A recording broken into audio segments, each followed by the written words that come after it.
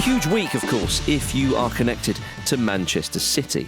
Not only are Manchester City going to be playing in that Oasis kit for the first time in the Champions League, they're also got their Premier League hearing over their 130 alleged financial breaches, which of course began yesterday. It's not 115, it is 130 of the buggers. They found a few more. So the Premier League versus Manchester City. I would say the people versus Manchester City, but the Premier League doesn't really represent the people, of course, Andy. This we've come to know over the years. But the Premier League versus Manchester City, who's your money on, Brass? How are they going to break them down? I mean, it's going to be tough. It's going to be tight, isn't it? They're going to go with a low block? All-out attack. If they've employed Lionel Hutz. a Kanji in the paralegal position? How are they going to stodge up this one? You could have him on sums, couldn't you? Legitimately. Oh, yeah. You know. Why is that? He's a mathematical genius. I didn't know this. Have you not seen that video with Manuel Akanji where they throw... Where he misses a penalty against England? Yeah, I saw that. Yeah, where they didn't work that one out, did he? That conundrum. They throw multiple really hard sums at him and he answers them in half a second. No, it was all scripted. It's incredible. Anybody could do that. Michael J. Fox didn't drive his own skateboard in Back to the Future. Oh, all right, Mr. Conspiracy Theory. That. Did he not, Andy? That's a disgrace.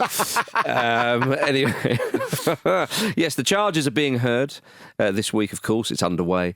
An independent hearing, which is expected to take 10 weeks. Very slow talkers they are, but that means, barring any legal delays, a result is expected in early 2025. Believe that when I see it, Visho. But how would you sum up yesterday's beginning on the Premier League hearing, Vish? Was it just everybody shaking hands, going, "Oh, good to see you again," or how did it go? I think it was the Premier League just going up there to Man City in that formal setting and be like, "Come on, come on." It's been so long. It has. And you've got more money than us and you just can keep delaying But isn't it the first day is usually just reading out the... generally the way it plays out. Maybe the second day and the third. Yeah. Could be. We've got 10 weeks of this, haven't we? Yeah. They're filibustering for us. That's weird. That's generally how these things go, isn't it? You don't present the case, do you? But you present the charge and... Yeah, so there's going to be a lot of legalese, and there'll be various days where the most relevant, headliney football bits will come out, because a lot of it is essentially bureaucracy with regards to whether it's so. If you look through the charges of failing to provide accurate financial information for the period of for the 9-10 season and the 17-18 season, and there are 14 failures to provide accurate details for player and manager payments, and then there's complying with UEFA rules as well and FFP. The Premier League's own PSR rules, and then there's 35 just failing to cooperate, which could be doubled during the length of this court case. Really, that could really bite them. Yeah, it could because I think there is precedent in these kind of situations to use things like failure to cooperate. Mm-hmm. To give a further punishment, almost at the behest of the people of the party wanting cooperation, and almost adding an element of vindictiveness to it, to the overall charge. So it's fascinating to see how this is going to play out, because as you rightly say, the Premier League are not the people. No. And so this is very much them versus Man City, and they're not necessarily representing the whole of the league when they do this. I understand they're representing a group of clubs at the top of it, really. Yeah, but they're also representing themselves because they want to be seen to be taken seriously. Yeah. Because the way Richard Masters spoke about this in pre-season, before this was actually properly announced, there was a sense of, no, they've been running rings around us and we need to stop them. But for me, there's an incredibly fine balance as regards this to the Premier League, because to me there are two fascinating aspects to this, and one is the fact that Manchester City's defence, from what we've heard so far, is very much not we didn't break the rules, but we do not think these should be the rules. and we've all been there, Andy, haven't we? Yeah. And I think secondly, the fact that has been not really that considered publicly, and I know you're on board with this, Marcus, the fact that this has quite far-reaching implications for the Premier League. So, of course, the Premier League wants to be seen to be clean and thorough and fair and all the rest of it. But if the Premier League has to turn around, and when you think of its global image, if it has to turn around at the end of it and say, oh, by the way, the last 10, 15 years have all been a massive lie, that's incredibly damaging to the brand, enormous. I think. It is absolutely enormous. And it's a very, very good point to make, because you're right, the balance of this with the Premier League, you can't have somebody running amok in your league, but then if you punish them like really severely, as you say, and that kind of retrospective punishment of taking titles away, you look a bit silly as well. And one of the things you said there, the Premier League is seen as a clean league. It absolutely is. If you ask people from abroad what they think, and it's things like betting patterns. A lot of money is bet on the Premier League every game, every week, and that's partly because of the global, the size of it and all that sort of it. But these things go kind of hand in hand and play into each other. One of the other reasons is it's seen as a clean league. It's seen as it's fair. Now, whatever one may think of that, you have your own thoughts, but it is seen as that. You think about Serie A and some of the scandals there and so on. So it is seen, despite all the money and all the sort of influences, that's how it's kind of seen. This would kibosh that completely. I think you're right. And let's be honest, money is a huge point here, and you would think it would be very, very damaging for the league. I'm not saying it would suddenly drop down and people wouldn't be interested. I don't think that. It's hard to say how it would affect fan bases and so on. I don't think it would have a huge effect.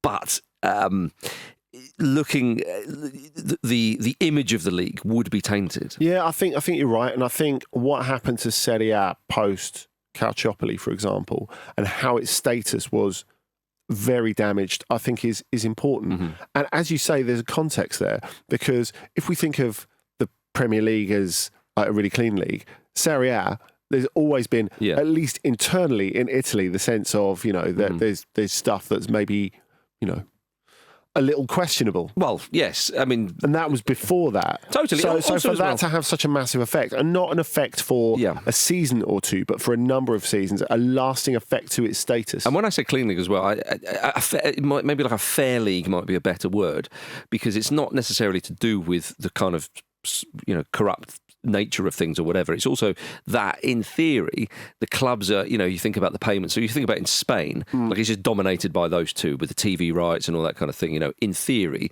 people can get a few quid and work their way out the Premier League. Obviously, it doesn't really work like that. So if but taking that idea of, if you get an owner and you can make money, you can go on and do it. Well, the side that have done that is Manchester City, and if they've done it in a way that that is deemed to be illegal, if that is indeed the result of this case, then everyone goes, "Oh, hang on a minute here."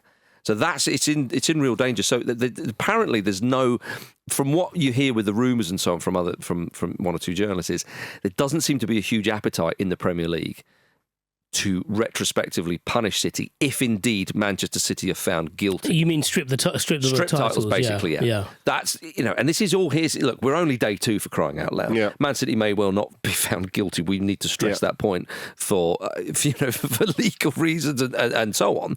As Jim Campbell, I was quoted on that. It could just be 130 misunderstandings, but. Some of the punishment being spoke about. So for example, football finance expert Kieran Maguire suggested that they could face up to a 100-point deduction if they are found guilty of financial impropriety. I'd still fancy him to get a Europa League place. Maybe just safe from relegation. But that's obviously enormous. There's talk about maybe being thrown down the leagues, although one journalist pointed out, well, would the Football League welcome them with open arms? Although I think that with the attention they might get, perhaps, I don't know, but that's Man City Wrexham's going to be a hell of a thing, isn't it? It is. It really is. I'm feeling quite pumped after Wimbledon MK at the weekend. But we could have them. But the other thing is, of course, another journalist was saying, well, if you think about the whole West Ham Tevez affair and Sheffield United being compensated, say, 30 million, and that was to do with obviously being relegated and money they thought that they'd lost out on. Well, you could have a pile-on here. If they are found guilty, you have to stress that, if they're found guilty, you could have a pile-on of teams said... Because nothing exists in isolation. Totally. And we'd have won the title, teams, we'd have got into Europe... And I mean, I know it would be quite fanciful to say, well, we wouldn't have been relegated, but it really that could be the trickle down of that would also be, a player that, say, Liverpool signed from X lower club who had a trophy clause within their contract would have been activated. They would have got more money. Like, it goes all the way down because it starts at the right at the very top. I think the other aspect to consider here, and I appreciate like some Man City fans have been just totally, I suppose, moronic about this particular situation. But I do feel for some of the more sensible ones who just find themselves in the middle of this really peculiar situation, who actually are probably going to get a lot of clarity from the end of this case, depending on which way. Well, actually, regardless of which way it goes, because there is a sense that he's been hanging over the club for a while, and they can choose to ignore it. But I think it feels like the general meh of their title win last season is predicated on a lot of this stuff. It's like, right, if you're just going to keep having these allegations against you not investigated, if they're just going to keep hanging over you, it kind of affects our appreciation of everything. But I think we have to clarify that there's not a question of them not being investigated. While people have, especially supporters of other clubs, have sat there on socials going, why aren't they doing anything about it? Or, why are they getting after Everton and Forest? I've got to re-emphasise here, 130 alleged financial breaches. Yeah. If this has taken a long time to get to its day in court, it's because a case like this is absolutely unprecedented. It takes ages to piece together. And what the Premier League don't want to be is in the same situation as UEFA, where they react with haste and repent at leisure and can't make it stick. The Premier League know exactly what the stakes are here. And we talked about how it may damage the brand. I guess your opposing argument to that is if the Premier League can say, actually, we've seen the Premier League look in the last 5 or 6 years like all the other leagues, where you know what's going to happen at the start, where the same team's going to win it all the time, just like in France, just like in Germany for the 11 years of Bayern and all the rest of it. The Premier League, the Premier League has started to become the league that it criticised the other leagues for being. The Farmers League. Yeah, exactly. Whereas if you can say, oh, well, actually, this shouldn't have happened. Yeah. Maybe that's your get out. Maybe that's your preservation of the Premier League's egalitarian I'd like model. you to try and explain that to Richard Masters, because I don't think we have any of it. I think the Premier League does, and I don't necessarily think this is a good thing or instructive of a healthy ecosystem. But I do think that the Premier League, more than Serie A, are insulated for this kind of stuff. Well, okay, so we've talked about what may happen, and we've speculated about what punishment would be appropriate or even possible if Man City are found guilty. But what do we want to see? And what we want to see to really lift this trial is Pep Guardiola speeding away from authorities in like a light blue Bronco. just to really set us on right now we've got a case, yeah. We were all thinking it. I wasn't. Little emblem on the front because they love emblazoning everything, don't they? Perhaps that's to my detriment that my mind hadn't gone now. Yeah. I don't know. What was I going to say? It wasn't the that. bald fraud is loose. You can have that flag. Bloody hellfire. I think it's. The thing is, right, because as you said, Andy, and as it's been documented, that they are arguing that these shouldn't be the rules. If Man City were to get off with these 130 charges, it would look incredibly incompetent from the Premier League. But it wouldn't be the first time. I understand. I mean, not to this level, surely. But this is it. No, but this is like right. This is that goes back to what we were saying. But we've been given time frames, Andy. This is far more intense and, for want of a better word, sort of purposeful. This kind of chat, and at the moment, what we've been told. So if Man City were to walk out of there, and they are found, or they, you've got to choose your words carefully. The result is that it goes in Man City's favour, and they go, we can carry on. Even that laugh probably incriminates me. But they can carry on, and nothing, there we go. And it was indeed a big old misunderstanding or whatever. It would look very, very bad on the Premier League. Yeah, and it's quite... maybe worse than... It's quite interesting when you've seen like the rather overhyped warning of recent days from UEFA to the Premier League and to the British government about the introduction of a new independent football regulator, where UEFA have said, look, there can't be any government interference. Look, I think the word independent is very, very important in independent football regulator. It's clear, whichever way this case goes, that the Premier League does need some sort of conscience, I suppose. And the other, you've touched on it there, but the other aspect in all of this, the almost overarching aspect here, is how this case is going to affect relations between the British government and Abu Dhabi and the wider UAE, considering, the trade links there and stuff like that. And I think there is a point where that will come into consideration, certainly in terms of the punishment meted out to Man City if the Premier League are able to prove that they're guilty of these charges. It's mad, isn't it? But that's the truth of it. Yeah? Look, it's football. We're all in this big old cesspit together, eh? For better or for worse.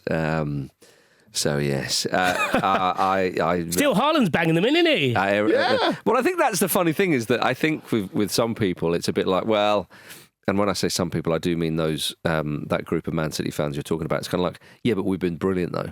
Like even if we've spent a few more quid, even if that is to be found out and they're guilty of that, but you can't deny what Guardiola and his players have done. And it's like, well, no, that's not what we're talking about. You can't argue against it, but you can explain it. You can, beautifully put. But yes, Erling Haaland is scoring a lot of goals. And now, if we can, let's talk about Man City on the pitch just for a brief moment. The start of the season, well, they've won all 4 games. Haaland scored 9 goals. He's broken Wayne Rooney's record of most goals in the opening 4 games of a Premier League season. I love how these little records are there. He's got 99 goals for Manchester City. And could have had many more at the weekend, actually. Yeah, indeed. Despite that, and this might be anecdotal because he's dinked a few already this season, and dinks kind of lend themselves to, I suppose, like imposing a bit more craft on someone. It does feel like he's worked on his finishing over the summer. I know what you mean. He's not leathering the ball as much. It does seem a bit more controlled. More types of finishes. Yeah, even the one he hit the post with on the weekend in the second half when he already had those 2 goals was a bit more like, kind of kept it down, properly struck through the ball, was on the turn. It's probably because he's been bored of all the goals he's scored before, and he's like, I think I'll just mix it up. Yeah, maybe. But he does look a bit more refined. But I think that's always the thing, isn't it? That you're lacking time to work on this sort of stuff. I suppose, a lot of the time. How are Inter going to stop him, Andy? That's the big question. With difficulty. They stopped him in the Champions League final. Yeah, they did, but they still didn't win. Yeah. So I think you have to underline that. That is kind of the main thing. But I think when you look at that, it's not really comparable. City versus Inter now and City versus Inter, even though that was relatively recently, 15, 16 months ago. And that is the thing that will stick with Inter. They were a much better side last season than the one that was in the Champions League final, and they are a much better side now than the one that's in the Champions League final. You've tipped them as dark horses for the Champions League. Yeah, I think they're interesting to go deep. They should have gone deep last season, and they found a way to not beat Atletico in the last 16, which I think sort of stuck in the throat a bit like Manchester City in the way that they went out of the Champions League. They felt that they should have got through as well, and they should have got through as well. So these are 2 teams that both should have done better with the talent and ability and overall season they had last season. So this will feel like a bit of, let's get this going again and be serious. Do you think one day Thomas Frank could end up managing Inter? I say that because Pep Guardiola gave him a ringing endorsement after Man City's 2-1 win over Brentford, saying it's a question of time before Thomas Frank joins a big European club. They are an extraordinary team, Brentford. What they do always makes sense. Every corner is a headache. Thomas is one of the best. How do you think Brentford felt after that? I mean, generally, they probably felt pretty good, given how the game panned out. Obviously, City had their chances. What you mean in terms of Guardiola putting their manager in the shop window? But I mean, he would have gone by now, yeah? Well, I'd have thought so. I mean, I know the argument could be this Thomas Frank is putting himself in the shop window with their impressive performances. And sure. So but I think, we should probably look at the reasons why he hasn't gone. And I don't necessarily think it's about lack of suitors. I think he is in a comfortable position where he basically has the running of the club, if you consider the way they use their under-23s, the way he has access to basically not just his squad, but everything from the top down. He's very much he's almost the director of football in many ways. Yep. Yes. Who happens to scratch his itch of coaching as well and doing the tactics and stuff like that. It's a little bit old-fashioned in a sense, even though a lot of their thinking is very forward-thinking at Brentford. Yes, yeah. So that old school manager that we were talking about with Arteta last week, it's a little bit of that. And you don't want to be Pochettino and knowing that what you had at Tottenham, in his case Brentford, you're never going to get back. You're never going to get that sense of freedom or autonomy anywhere else. And your job will be more fragile for reasons that are totally out of your control. Yeah, and he looks great, Thomas Frank, and he cuts a fine figure. I wouldn't want him going somewhere else and then being chewed up. You're like follicular brothers, really, aren't you? A little bit. He was linked to Manchester United at the end of last season, and he spoke about... Weren't we all? Yeah, that to a point. I know who I'd prefer, out of, with no due respect whatsoever. but there was a sense that like he played it all quite well because he talked about United being the perfect club, to come in and take over. But he just kind of said the right things and then it just went away. At no point did he have to be like, well, I've got a job to do here and blah, blah, blah. He was like, I'm flattered by that, but come on. Yeah, Have you seen the roof? Yeah, he handled himself better with regards to rumours linking him to other places than, say, Ivan Toney did. Exactly, yeah. One might say. All right, everybody, coming up in the second half, Aston Villa are back in the Champions League and Victor Boniface pulls his shorts down. See you in a moment. What about Aston Villa, your old side? Be hoping for big things this evening? Yeah, I think like we said earlier, they've won. Oh, and there's a goal. Welcome back to the Football Ramble, everybody. Always good to hear from Gabby Agbonlahor, his former side, of course. Aston Villa are playing Young Boys tonight at 5:45. Yeah. Presumably because of bedtime. Well, we all have a bedtime. Everything closes really early in Switzerland. I mean, you want to be such a dull place. Be able to get something to eat afterwards, don't you? Why? Sorry. Maybe because it is dull. But otherwise, everyone's just sort of hanging about doing nothing. Like, seriously, do yourself a favour, go to bed. Fine. You'll have more fun in your dreams. Well, it is Aston Villa's first Champions League game for over 40 years. European Cup, it would have been called back then, of course, Andy. Mm-hmm. How time flies. Their Champions League fixtures. Young Boys away, Bayern at home, Bologna at home, Club Brugge, as Andy advises us to call them, away, Juventus at home, RB Leipzig away, AS Monaco away, and then they finish with Celtic at home, so a big one to finish at home with.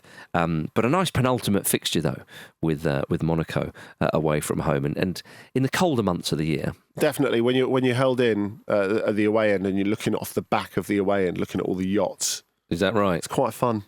Do they ever fill that stadium? Rarely. Even on a big Champions League night?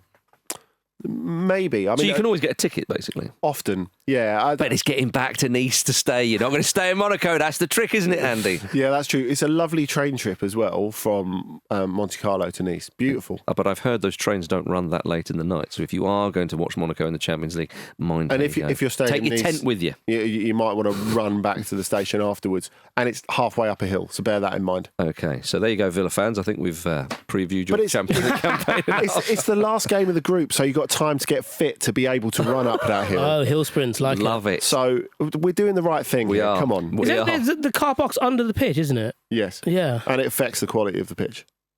What a weird place. Oh, dear. Very unusual. Well, we could advise Villa fans, if you have money that you'd like to hide, take it. Actually, if you go to Switzerland first, you might as well. I was about to say, you got your options. Mate, you're all good, yeah. Yeah, although the Panama City away fixture might be another one that we'll consider. The thing is, if you watch The Wolf of Wall Street, you'll know to hedge your money between the two places. Exactly, yeah. Strap it to yourself or a friend. Or a friend.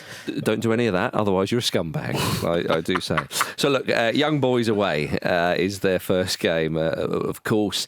Andy, you would fancy Aston Villa for it, but it doesn't quite work out that way in European competition, as they found out last year. Yeah, and the weird thing... Or last season, should I say. The weird thing with Young Boys is they are perennial champions of Switzerland. Mm-hmm. They've taken over from Basel in that sense. They always win the league by an absolute mile.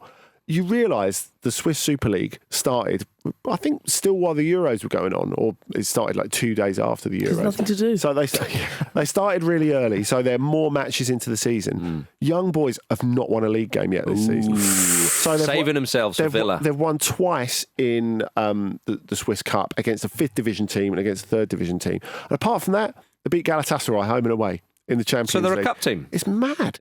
The fact that they are going into this Villa on a 4G pitch in a very atmospheric stadium. And it's definitely 4G with the rubbery bits, not that sand crap. Yes. So they're going to get them in the shoes. We're not talking 80s QPR. Imagine if that was the case. Everyone's got blooded knees. SGs are fine. SGs are fine. And you will be able to do a knee skid after scoring, though you might regret it. No, don't do that.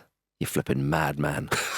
Anyway. Do you think also that will, obviously, it's quite wearing on the joints and stuff like that. But if you consider the way that a lot of those Villa players like to play, like quick shifting of the ball. I know it doesn't always pan out like that because we've seen, better technical teams go to these places and struggle. But I wonder if they were able to, I suppose, like really lean into it. Again, as I said, like the evidence points against that the teams are unable to do that or have been unable to do that in the past. But don't know, I kind of think of the way they tried to move the ball quite quickly against Everton and ended up doing it really well. That might play into their hands, especially when young boys are bottom of the Swiss Super League. Well, I think that, in terms of the quality of the opposition, I don't think they'd complain that was their opening game, but it is about the pitch. And people might think, come on, surely you can play. But there's a consideration. So, I mean, as Danny Kelly said to me, I'm not a football coach, but all I'm saying is just don't let it bounce if you're a defender. Play the ball on the deck. And also there'll be that awkward moment where after an hour the other team will try, the other two sets of teams will try and walk on. That's true. So you need to get the game done quickly. Like they're sort of standing, not even on the touchline, just a little bit forward of the touchline. Very off-putting. Subs do that a lot nowadays, don't they? When they're warming up, they kind of run on the pitch a little bit, which I find I don't like it. Utterly obnoxious. Will we see the Aston Villa players, all their rucksacks just piled up behind the goal? Little bottles of Lucasade Sport. Maybe, I don't know. Be careful, my watch is in there. It's a good trick. Always put your bag in the middle of the goal. Yeah, it's clever. Yeah. Right. Why? Because people rarely score in the middle of the goal. Is that right? Side, Well, you play with good players, obviously. See, it's the last thing they're expecting. So obviously Villa's big games in the Champions League in this phase of the Champions League, because they may well qualify, of course, Bayern at home and Juventus at home as well. It's great that they've got those two games at home, Vish, because that's the kind of thing that captures the imagination. It's a shame that the ticket prices are very high. But that weeds out the the people who aren't really fans. And those who can't afford it. Yeah, if you can pump money into your club, then you're a true fan. Villa are not, your bank account and your passion for football go hand in hand. Villa are not on their own in doing this. Of course not. It has to be said. It's a really worrying trend in the Premier League how owners are thinking they can do it. It's bullshit. It's absolutely outrageous. And those fans that bring an incredible atmosphere to Villa Park week after week after week. You can't forget it is one of the most atmospheric stadiums in English football. And those matches that you pointed out, Marcus, against Bayern Munich and Juventus, I'll definitely be at one of them. I would love to be at both of them because Villa Park under the lights is unbelievable. And to think that some of those people who create that atmosphere simply won't be able to afford to go. It's the worst. It's awful. Yeah. The other side to it as well is that Villa getting into the Champions League was a good story for everyone, really, because it showed that Spurs. Yeah, sure, but it showed that this, that the way that it's ring fenced at the top of the Premier League, that people can break through. And I know, despite the fact that what we talked about at the start of the show, this was a story that gives you a bit more encouragement, But there's also that sense that if your club ends up breaking the ceiling like this, your immediate thought come the end of the season will be, they're going to raise the prices now, and I'm not going to be able to afford to see the other side of this. I've seen us get there. I can't afford to get over this next fence there. Because they'll be paying between 70 and 97 quid for the privilege of watching them in the Champions League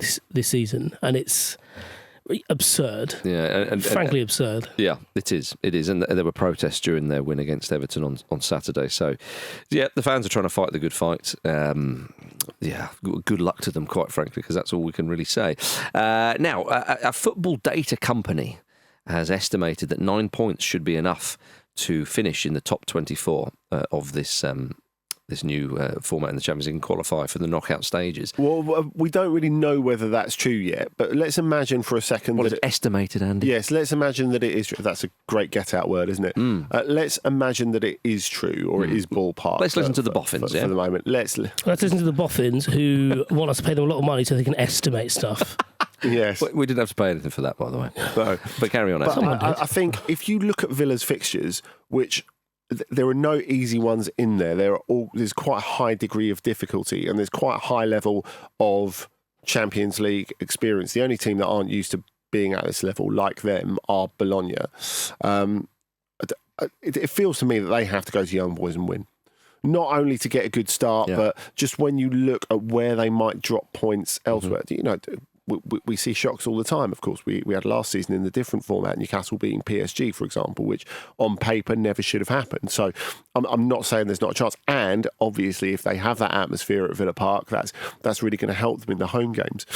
But having said that, this feels like quite a big game. And Young Boys, for all that they've been dire domestically, were very, very good in those two legs against Galatasaray, a team that, like Villa, are better resourced than them, have better players than them. So you speak of the lack of experience, of course, rightly so, with Aston Villa. Well, now we turn our attention to the match tonight at 8 p.m. One of the games tonight at 8 p.m. between two very experienced Champions League great beards all round. Indeed it is. Yeah, I am talking, of course, about AC Milan hosting Liverpool in the Saint Siro Stadium. Differing fortunes at the weekend, of course, Vish, Liverpool losing to Forest. Milan won 4-0 at home against Venezia. They scored all 4 goals in the first 29 minutes and they could take it easy and look forward to that game against handy. Liverpool. It's exactly what you want, isn't it? Especially after an international break. Now, I strongly suspect Venezia are the worst side in the division, and they lost their most important player about 3 weeks ago to Leon, Tanner Tessman, who was captain of the US Olympic team. But I looked at that Milan team, and for the first time in a while, I looked at the 11 and I thought, this is a really pretty good team. You know, because they've been moving towards building a sustainable team for a while. Now, it's funny, we talked about sort of fan expectation and, you know, impatience, and we saw, like, going back a couple of years, how a lot of Milan fans were so concerned about the financial state of the club, they would put out banners in English at the San Siro to draw attention to the problem, not just in Italy, but internationally. Yeah, clever. Now, since they've been through a few ownership crises, they've got themselves on more of an even keel in recent years. Obviously, things have changed about upstairs in the last year or so, with Zlatan Ibrahimovic being more influential. But the signings they've made in the last year and a half, 2 years, have been the right signings. They've not been anywhere near sexy signings. They've not been built on a title victory sort of signings. But go on, name some names then. Well, they've been looking at players. Tiani Reinders is a really good example. Reinders, who was amazing I went to Netherlands, Germany last week, and he's brilliant. He got better and better last season. He started this season very well. And you look at that midfield of him, Loftus-Cheek, Youssouf Fofana, who's just come in from Monaco, who's a very high level and, you know, is a France squad regular and eventually I think could be a France first team regular. We'll have to wait and see. You look at that and you think, okay, I see what they're doing. They're doing it annoyingly slowly for some, but they're actually just managing the club very sensibly. Also, first goal for Tammy Abraham. I was waiting for another English name. Yes, Thank you. I was as well. Tomori on the bench if you did want another one. Yeah. So they've got a good enough squad that they were able to sort of half and half it against Venezia in preparation for this game against Liverpool. Impressive, really. Yeah, because I think coming back from the international break, having to play a league game seriously at the weekend, and obviously Liverpool weren't able to do that. They were kind of caught between two stools thinking about this game. Whereas Milan and their new coach, Paulo Fonseca, has been under a lot of pressure for poor results in the first couple of games. He got the result he needed. He got, as you said earlier, the rest that he needed because they put the game to bed really early, and they kept a couple of players fresh to go at this game on Wednesday night, on Tuesday night, tonight. Tonight, indeed. It's all about tonight. So Liverpool, they've got Milan away, then Bologna at home, Leipzig away, Leverkusen at home, Real Madrid at home, Girona away, Lille at home, and then PSV Eindhoven away. All eyes will be on Liverpool's match 3 meeting between Bayer Leverkusen because Xabi Alonso will be returning to Anfield. Remember him? Jamie Alonso. Alonso, yeah. They were very lucky. Harry Kane's dreams. Very lucky last season with all that tiki-taka football. I enjoyed it when I weirdly, pathetically enjoyed it when they lost the last game of the season. Yeah, Ademola Lookman thought, I've had enough of this. Yeah. But he'll be involved in the Champions League, of course. Yes, old he will. Yes, Leverkusen's Victor Boniface celebrated a goal against Hoffenheim at the weekend by pulling his shorts down. Not before pulling Hoffenheim shorts down, obviously. Of course, Andy. Of course. Did he go full pants, Andy? Did you see his old boy? Do you think he did? You saw his pants, but it was just kind of builder's arse kind of level, really. Yeah, it was a cop out, one might say. You'll be doing more than that on Friday's live show, won't you? If there's demand. He explained the celebration by saying, "I didn't want to provoke anyone. I did it in front of our fans. It's a TikTok trend from a big influencer in Nigeria. I promised him I would celebrate like that. I just hadn't scored yet." If you are a professional footballer or you're someone in the public eye, don't be promising, to do things that influencers may tell you to do. They've got that name for a reason. So, yeah, ill-advised, Andy, I think. It could have been a lot worse. Well, yeah, you say that. I mean, they tried to make a massive thing of it in Germany, and Xabi Alonso was asked about it in the press conference. And he said, genuinely, firstly, I haven't seen it, and secondly, I genuinely couldn't care less. Yeah, I like that. That's quite refreshing. Yes, I enjoyed that. I think so as well. So, yeah. Now, yes, we're looking forward to those Champions League games tonight. I mean, some other big ones elsewhere, of course. But if you're not into that kind of thing, then the Carabao Cup is back, and Man United are hosting Barnsley. Vish. I know. Yeah, we put the Saints to the sword on the weekend. Yeah. Sorry, little Saints, the Red Devils. So you won't be watching any Champions League? No. I'll be watching Wagatha, presumably, start against Barnsley. Yeah. Run those little slugs ragged. Nothing wrong with this. Fulham away to Preston North End. Yeah, good. Real football for real people. That's all I'm saying. We got our football back. That's what I'll be thinking when I'm watching bloody United reserves running around against Barnsley. We've got our Carabao back. Thanks for watching a clip from the Football Ramble podcast. Don't forget to subscribe so you never miss a video. And if you're feeling extra generous, why don't you like this video? Why don't you like this video?